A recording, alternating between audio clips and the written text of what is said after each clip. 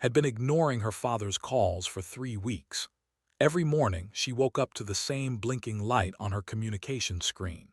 Every morning, she pretended not to see it. But today, sitting alone in her small room on orbital station Artemis, she knew she could not hide anymore. The message preview said everything she feared. "Your mother told me you gave up your commission. Call me. Now." She took a deep breath and pressed the answer button. Her father's face filled the screen instantly. Commander Frank looked exactly as she remembered him. Silver hair cut short, strong jaw, eyes that had seen war and peace and everything in between. Right now, those eyes showed disappointment, and that hurt more than any words could. "You were supposed to lead the mission," he said without even saying hello. "The committee picked you personally. Do you understand how many pilots dream of that chance?" Rubbed her tired eyes. "Dad, it is complicated." "Then make it simple. Why are you not flying?" She looked toward the door of her quarters. Her husband Nate was somewhere on the station, probably in the garden area where he grew those strange alien flowers his mother had sent. She did not want him to hear this conversation. "I do not have a ship anymore," she finally admitted. Frank's eyebrows went up high on his forehead. "The Scarlet Nomad. Your grandfather left you that ship. It has been in our family for 2 generations. 3, if we count you." "I know, Dad." "Then where is it?" Felt her stomach twist into a knot. This was the part she had been dreading for months. Nate's mother took it. The silence that followed seemed to last forever. Frank's face went through many emotions. Confusion came first, then disbelief, then something that looked almost like horror. "Your mother-in-law," he said very slowly, "stole your starship. She likes to call it borrowing indefinitely." Frank leaned back in his chair. His mouth opened and closed several times before he could speak again. "I have commanded entire fleets. I have sat across the table from hostile alien leaders and negotiated peace. I have survived 3 wars, but I honestly do not know what to say to this." Launched into the explanation she had practiced many times in her head. 6 months ago, had arrived at their station apartment without any warning. Mothers apparently did not believe in asking before visiting. She was 8 feet tall with blue skin that seemed to glow in certain light. Her eyes were silver like liquid metal, and when she looked at you, it felt like she was reading your soul. Had walked through their small home, touching things and making disapproving sounds. Then she had seen the Scarlet Nomad docked in their private bay. She had stared at it for a long time before announcing that it was inadequate for carrying future. Before could even process what that meant, had walked onto the ship, started the engines and flown away. She had simply taken it, as casually as someone might take a cup of coffee. She said human engineering was charmingly primitive, added, her voice bitter. Like we are children playing with toys. And Nate just let this happen. "Dad, you have never met a matriarch. They do not ask for permission. They tell you what they have decided and they expect you to accept it. Arguing is not really an option." Frank rubbed his face with both hands. He looked older suddenly, tired in a way that had nothing to do with physical exhaustion. "I knew I should have objected more to this marriage." "You did object, loudly, during the ceremony in front of everyone." "Apparently not loudly enough." Felt the familiar frustration rising in her chest. "This is not about Nate. He is a good man. He is kind and patient, and he actually listens when I talk, which is more than some people do." Frank ignored the pointed comment. "So get your ship back." "It is not that simple. Family law works differently than ours. When took the ship, she was using her legal right as elder mother to prepare the household for the next generation. You are not even pregnant." She is being proactive, slumped deeper into her chair. "According to their traditions, everything I own became part of the family when I married Nate, and as the matriarch has authority over all family property, including my ship." Frank was quiet for a long moment. When he finally spoke again, his voice had changed. The disappointment was still there, but now there was something softer underneath it, something that sounded almost like sadness. You have wanted to fly since you were 6 years old. Do you remember those weekends? Every Saturday morning you would beg me to take you to the shipyards. You would sit there for hours just watching the ships take off and land. Your mother thought you would grow out of it, but I knew better. I could see it in your eyes. Flying was not just something you wanted to do. It was who you were. Felt tears forming in her eyes, but she blinked them away. She would not cry, not about this. I cannot watch you give that up, Frank continued. Not because of some alien family rules that do not even make sense. I am not giving it up, said. I am just temporarily grounded. For how long? She did not have an answer. That was the worst part. Had not given any timeline. The ship would be ready when decided it was ready. That could be weeks or months or years. Had no way to know and no power to change it. I do not know, she admitted quietly. Frank nodded slowly. He seemed to be thinking hard about something. Your grandfather flew supply missions during the Titan Rebellion. Did I ever tell you the full story? You told me he was brave. He was more than brave. He flew a small ship with almost no crew and no military protection. He got shot down 3 times, and every time he found a way to survive. He fixed his ship with whatever he could find and he went right back up into the sky. People told him he was crazy. They told him to quit, but he never did. Why are you telling me this? Frank leaned forward, his eyes intense. Because you are his granddaughter, and I did not raise a woman who sits in a small room feeling sorry for herself while some alien takes everything she worked for. Felt something shift inside her. It was small at first, just a tiny spark in the darkness that had been filling her chest for months. But it was there. It was real. What am I supposed to do? She asked. Is one of the most powerful people in society. She sits on their council of matriarchs. She could have me banned from their entire territory if I make her angry. Then do not make her angry, make her respect you. Frank smiled, and for a moment he looked like the young officer in the old photographs, the one who had faced impossible odds and won. We do not beg, we do not surrender, we find a way. The call ended a few minutes later but sat staring at the blank screen for a long time. Her father's words echoed in her mind. We find a way. Maybe it was time to stop hiding. Maybe it was time to go get her ship back. 3 days after the call with her father, stood at the window of a passenger shuttle, watching the planet Prime grow larger in the... She had never seen anything quite so beautiful or quite so terrifying. It was covered in forests of deep purple. Giant crystal spires rose from the ground like frozen lightning, catching the light from the 2 suns and scattering it across the landscape. The oceans were not blue like Earth's waters. They shifted through colors like oil on water, sometimes green, sometimes gold, sometimes a pink so bright it hurt to look at.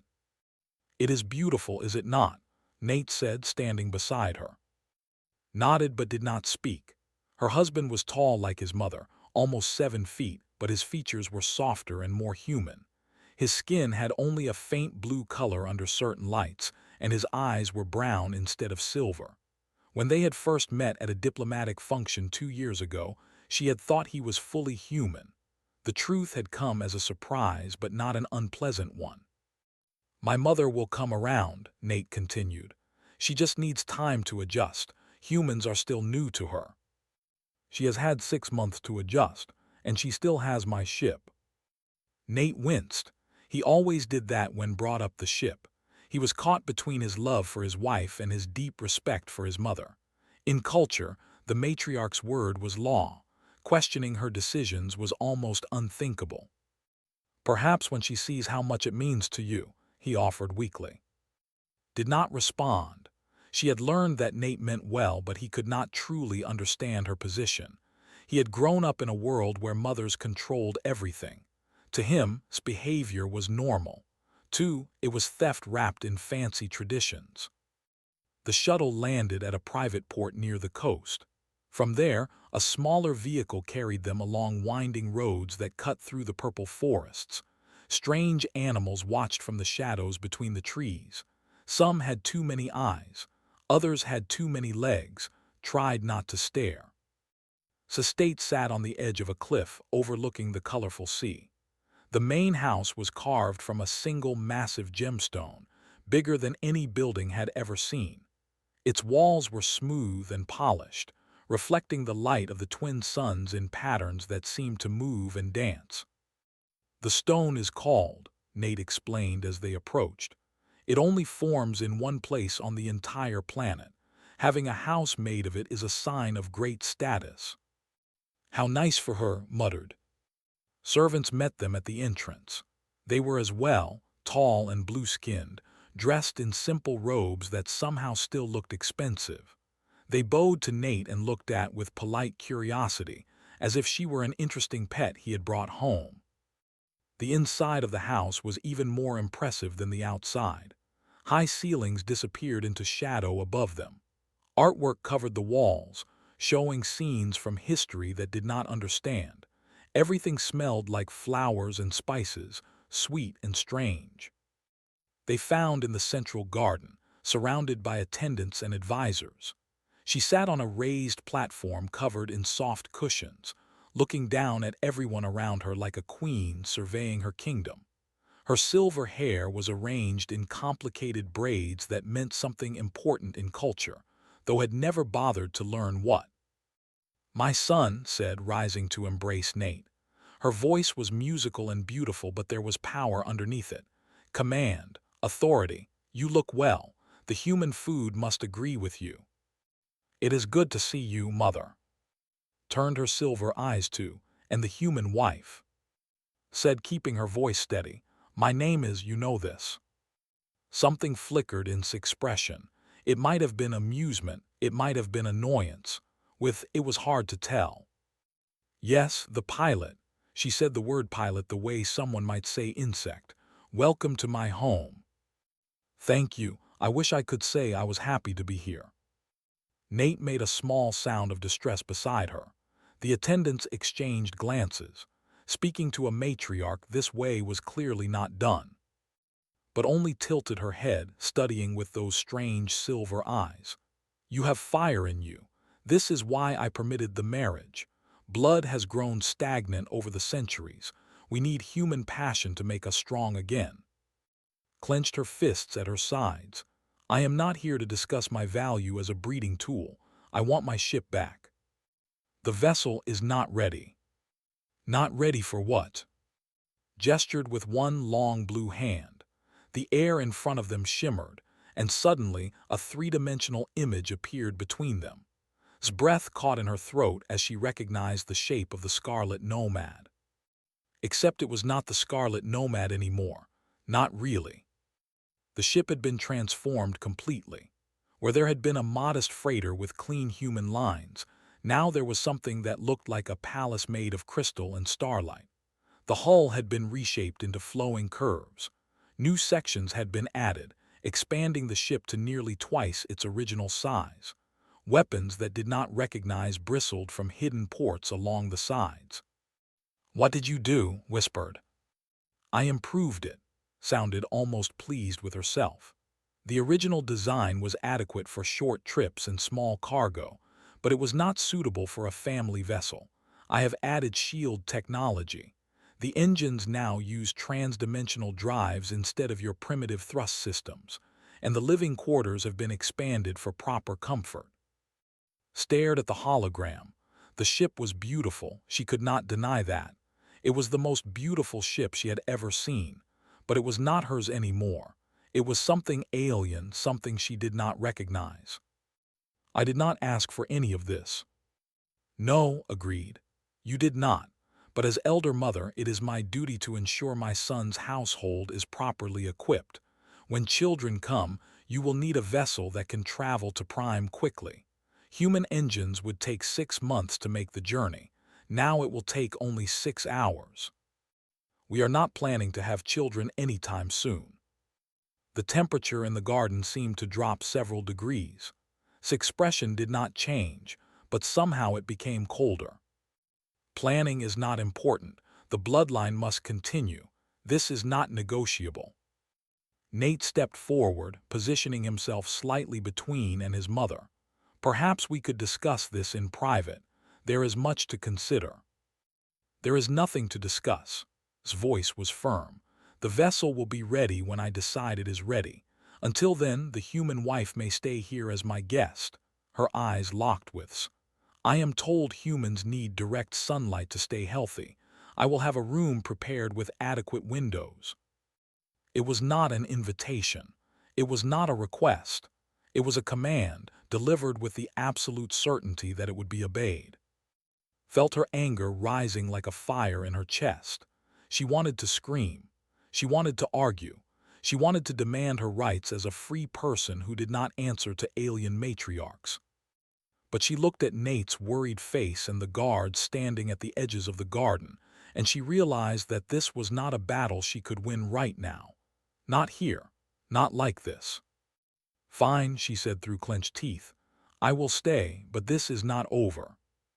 Smiled and for the first time, saw genuine emotion in those silver eyes.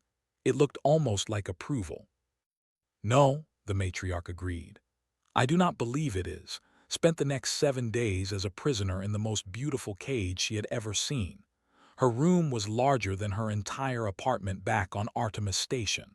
The bed was soft enough to sink into like a cloud. The windows stretched from floor to ceiling, giving her a perfect view of the colorful ocean below. But the doors were locked from the outside. The servants watched her with polite suspicion whenever she tried to walk around the estate, and every time she asked when she could leave, she received the same answer: when the matriarch decides.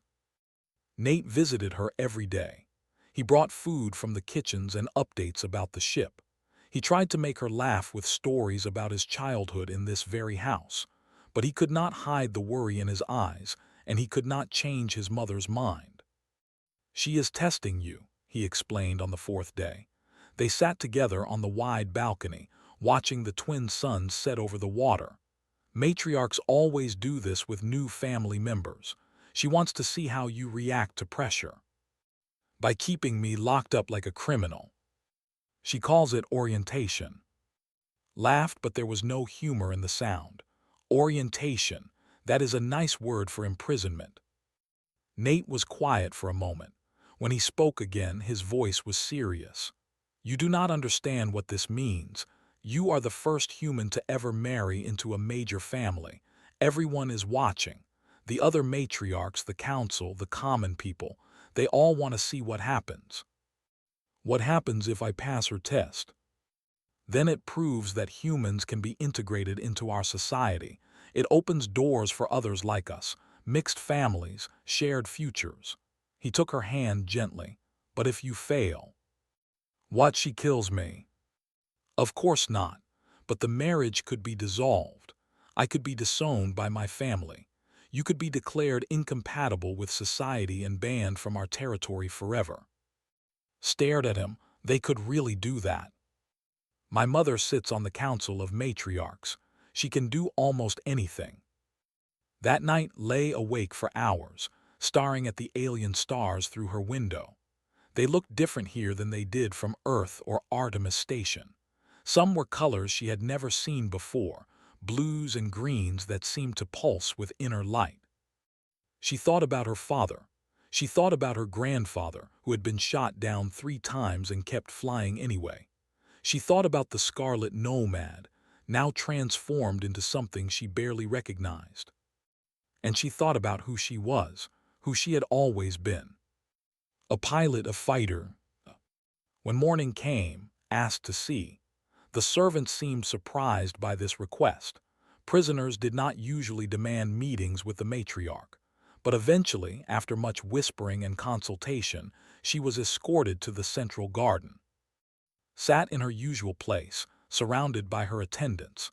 Today she wore robes that seemed to be made of captured moonlight, shimmering silver and white. Her silver hair was arranged in even more elaborate braids than before. You wish to speak, she said.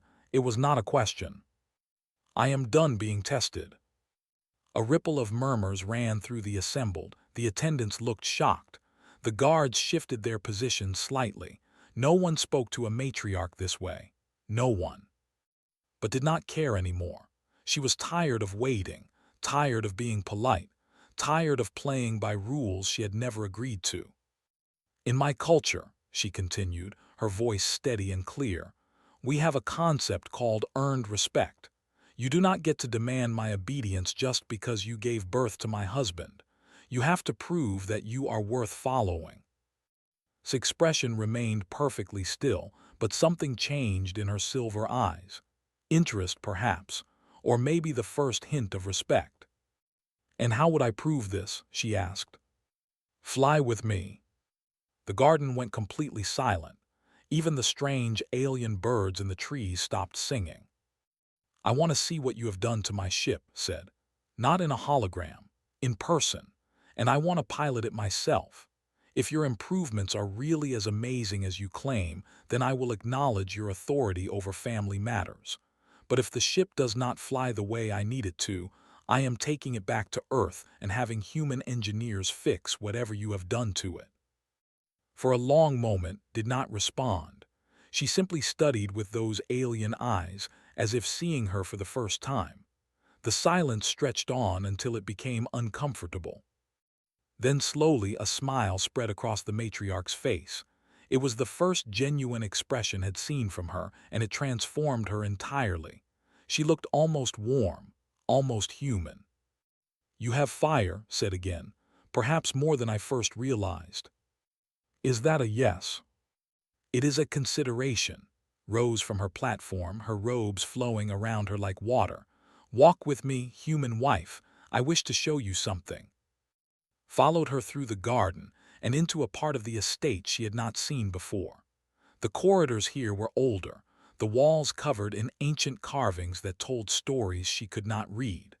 Finally, they emerged into a large circular room dominated by a massive window looking out over the ocean. This was my mother's chamber, said, and her mother's before her. 600 years of matriarchs have stood in this room and made decisions that shaped our people's future. Why are you showing me this? Because you asked me to prove my worth. Turned to face her, and for once her expression was open, honest. Do you know why I took your ship? Because you thought it was inadequate. No, I took it because I wanted to see what you would do. Moved to the window, her reflection ghosting in the glass. Humans are new to us. Your species has only been part of the galactic community for 2 centuries. We do not know yet what you are truly capable of. So this whole thing has been a test. Everything is a test. The question is whether you pass. Turned back to face her. Many humans I have met are content to be victims.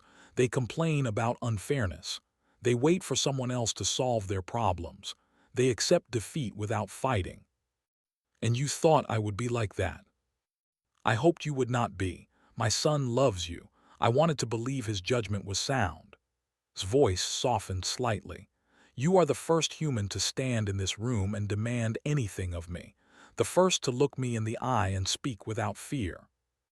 Felt something shift in the air between them.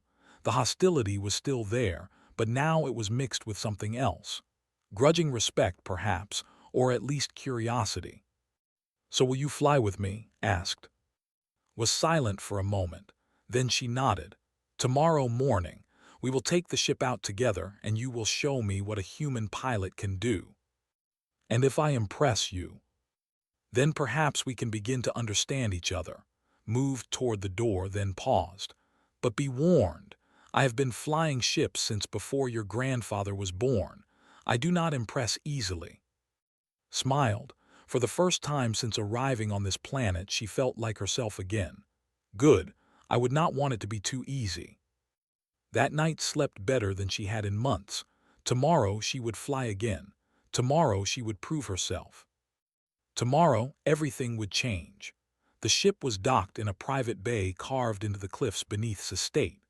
Followed the matriarch down a long spiral staircase, deeper and deeper into the stone, until they emerged into a vast underground cavern lit by glowing crystals in the walls. And there it was, the Scarlet Nomad, or what the Scarlet Nomad had become. Stopped walking and simply stared. Seeing it in a hologram had not prepared her for the reality.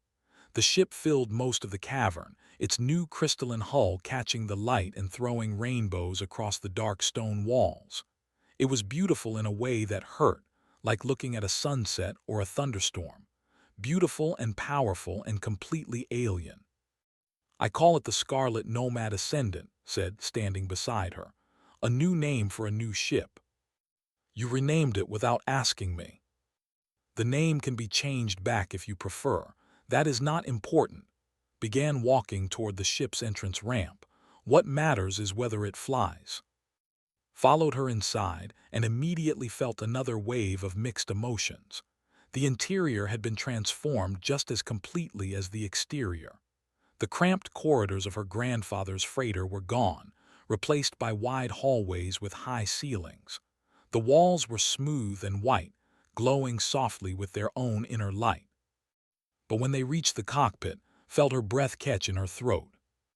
The pilot's station was different. Larger, more advanced, surrounded by holographic displays instead of physical screens. But the basic layout was the same. The control stick was in the same position. The throttle was where she expected it to be. Even the emergency manual overrides were still there, upgraded but recognizable. "You kept the controls the same," said, surprised. "Human pilots prefer direct control," replied, settling into the co-pilot's seat beside her. "I found this inefficient at first. Ships are designed to think for themselves, to anticipate what the pilot wants and act accordingly. But there is something admirable about your way. You do not trust machines to make decisions for you." Ran her hands over the controls, feeling the familiar shapes beneath her fingers. "My grandfather always said that a pilot who cannot fly manual is not really a pilot." "He sounds like a warrior." "He was.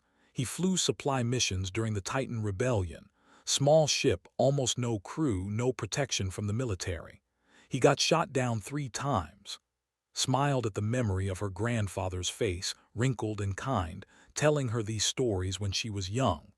3 times he crashed, and 3 times he put his ship back together and went right back up. Was quiet for a moment.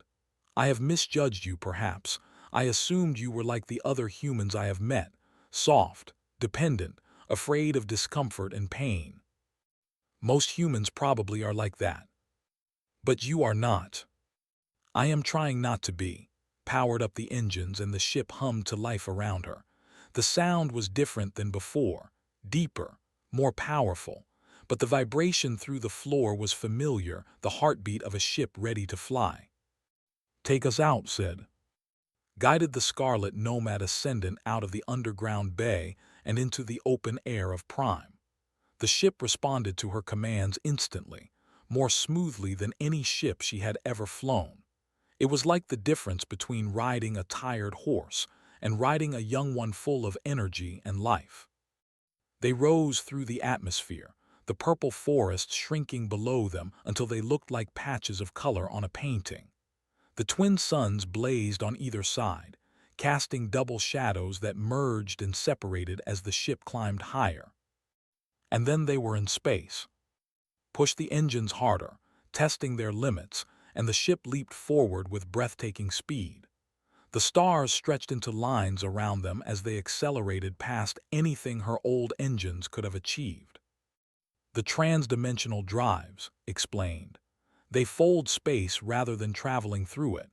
You could reach Earth in 6 hours instead of 6 months." "That is incredible." The words came out before could stop them. She had not wanted to be impressed. She had wanted to find faults, problems, reasons to reject everything had done. But this ship was amazing. They flew for over an hour, took them through an asteroid field to test the maneuvering systems. She pushed the shields by flying close to a small sun. She tested the weapons by destroying a few rocks that floated in their path. Everything worked perfectly, better than perfectly. Finally, they stopped near a small moon with rings of ice and dust. The view was spectacular. the kind of sight that reminded why she had wanted to fly in the first place. "I have a confession," said into the silence. Turned to look at her. "What?" "I did not take your ship only to improve it." "No. I wanted to see what you would do, whether you would accept the loss quietly or fight to get back what was yours." Silver eyes were fixed on the stars beyond the window. "Too many humans I have met are content to be victims. They complain about injustice but do nothing to change it. They accept defeat as if it is normal." Felt cold anger rising in her chest. "You put me through all of this as a test." "Everything is a test. The question is whether you pass." Finally turned to look at her directly. "Live for 500 years. We do not make decisions quickly or carelessly. When my son told me he wanted to marry a human, I needed to know if you were strong enough to be part of our family. If you had given up, if you had simply accepted losing your ship, I would have found a way to end the marriage." "And what about Nate? What if he had objected?" "He would have been sad for a time. Then he would have healed and moved on. We are practical people." "You would have broken his heart just to satisfy your own standards." "I would have protected the family." His voice was calm, without apology. "Someone must think beyond the present moment. Someone must ensure that the bloodline continues strong." Was silent for a long moment. She stared at the stars, at the rings of the moon, at her own hands on the controls of this magnificent ship. Finally, she said, "I think I understand you now. You are not cruel. You are just so focused on the long term that individual people become statistics to you, numbers on a chart, assets to be managed." "You say this as if it is a criticism." "It is." Tilted her head. "And yet you are here. You fought to get your ship back. You demanded respect instead of waiting for it to be given. Does that not suggest that my approach has some value?" Did not want to admit it, but there was truth in the words.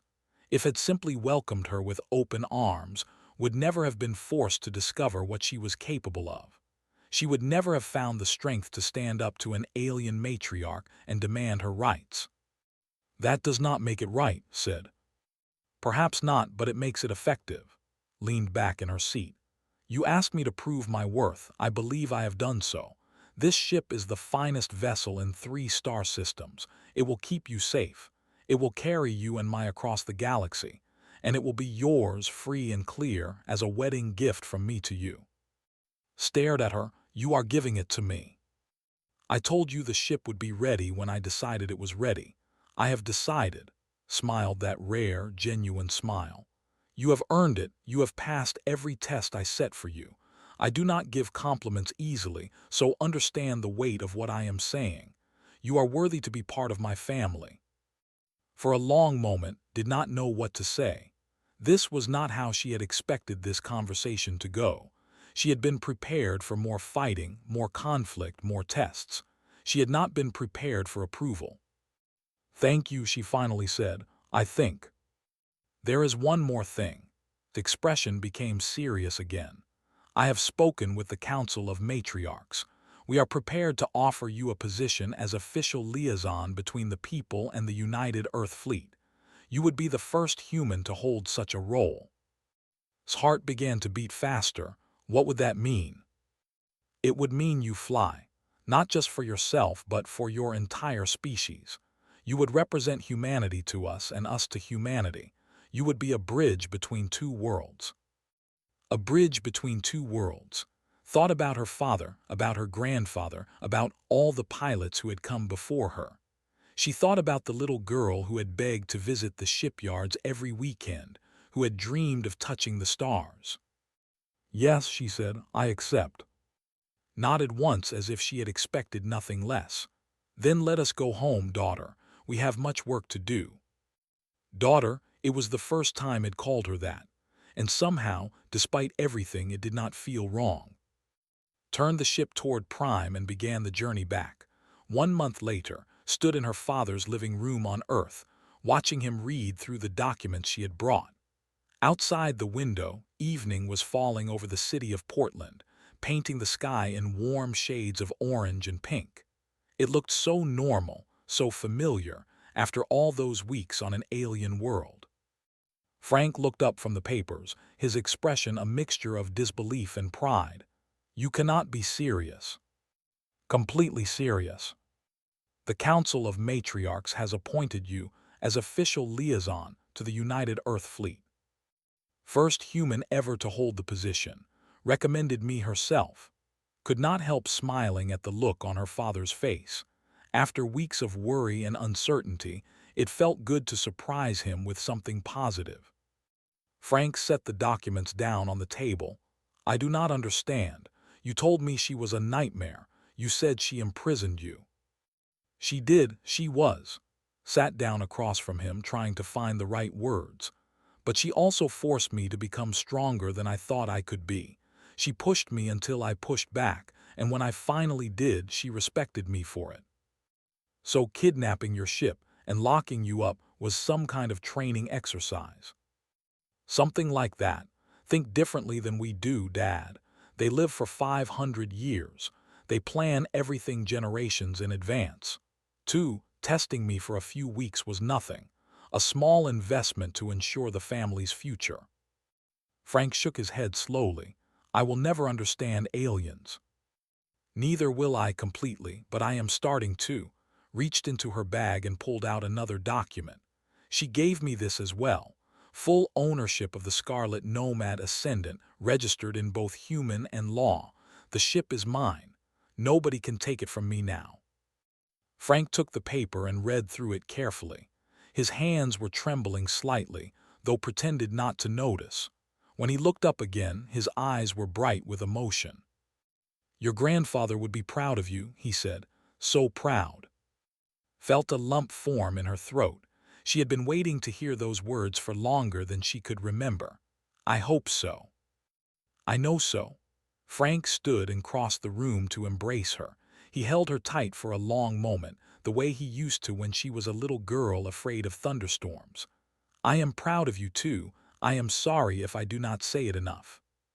You do not, admitted into his shoulder, but I always knew. They stood like that for a while, father and daughter, reconnected after months of distance and misunderstanding. Finally, Frank pulled back and cleared his throat, trying to hide his emotions the way he always did. So what happens now? You have your ship back, you have this new position. What comes next? Grinned. Actually, I already have my first mission. Wants me to escort a diplomatic envoy to the outer colonies. 6 weeks round trip through some of the most dangerous space in the sector. Dangerous space. Frank's eyebrows went up. Define dangerous. Pirates, unstable wormholes, a few species that do not like humans very much. Eyes sparkled with excitement. Exactly the kind of flying I have always dreamed about. And you are excited about this. Dad, I am going to be flying a ship with trans-dimensional engines through uncharted territory with a crew of aliens who still think humans are primitive curiosities. She leaned forward, unable to contain her enthusiasm. This is everything I ever wanted, everything I trained for my whole life. Frank studied her face for a long moment. She knew what he was seeing. The same light that had been in her eyes when she was 6 years old, begging him to take her to the shipyards. The same passion that had driven her through the academy, through years of difficult training, through every obstacle that had tried to stop her. Just promise me you will be careful, he finally said. Careful laughed. Where would the fun be in that? A sound from the doorway made them both turn. Nate stood there, looking slightly nervous the way he always did around's father. Their relationship had improved since the wedding, but there was still awkwardness between them. Frank had never completely forgiven Nate for not protecting from. Sorry to interrupt, Nate said, but my mother is on the communication system. She wants to know if is ready for departure. Exchanged a look with her father. Tell her I will be there in 5 minutes. Nate nodded and retreated back into the hallway. Frank watched him go, his expression thoughtful. He seems like a good man. He is one of the best I have ever known. Even if his mother is. Frank paused, searching for the right word. Terrifying. manipulative, completely unwilling to respect normal boundaries. I was going to say complicated. Laughed. That too, but you know what? She made me better. She showed me what I was capable of when I stopped being afraid. She stood and gathered her things, preparing to leave. Besides, there is something satisfying about being the first human to earn the respect of a matriarch. It feels like we are finally being taken seriously out there in the galaxy. Frank nodded slowly, understanding dawning in his eyes. That is why you took this position, not for the ship or the technology, for humanity. Someone has to show them what we are made of. Kissed her father on the cheek and headed for the door. I will call you from the outer colonies, assuming the communication systems work out there. They better work. I want to hear everything. Paused at the door and looked back at him. Her father stood in the golden evening light, looking older than she remembered but also somehow stronger. He had always been her hero, the man who taught her to dream and to fight for those dreams.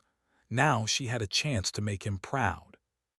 "Thank you, Dad," she said, "for everything, for believing in me even when I did not believe in myself." Frank smiled, and for a moment he looked like the young officer in the old photographs, the one who had faced impossible challenges and never given up. That is what fathers do. Now go. The stars are waiting. Walked out into the evening air, where Nate was waiting beside a small shuttle. The sky above Portland was darkening, and the first stars were beginning to appear. Somewhere up there, beyond the atmosphere and the orbital stations, the Scarlet Nomad Ascendant was waiting for her. "Ready?" Nate asked, taking her hand. Looked up at the stars, at the infinite possibilities they represented. She thought about everything she had been through to reach this moment. The frustration, the imprisonment, the test she had not known she was taking until she passed it. "I was born ready," she said. Together, they climbed aboard the shuttle and lifted off into the darkening sky.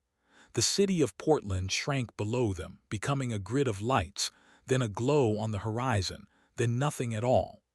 Above them, the stars grew brighter and closer with every passing second. In her pocket, carried the ownership papers for her ship. In her heart, she carried the lessons she had learned. And in her mind, she carried a vision of the future she would help create. A future where humans and work together as equals, where species that had never met could learn to trust each other, where a pilot from Earth could become a bridge between worlds. The shuttle docked with the Scarlet Nomad Ascendant an hour later, walked through the gleaming corridors of her ship, running her hands along the walls, feeling the gentle hum of the engines beneath her feet. This was hers now. Really, truly hers. She reached the cockpit and settled into the pilot's seat. Through the wide windows, she could see Earth rotating slowly below, beautiful and blue and home. Beyond it, the darkness of space stretched out forever, full of wonders she had not yet seen. "Where to first?" Nate asked, taking his place beside her. Smiled and began powering up the systems.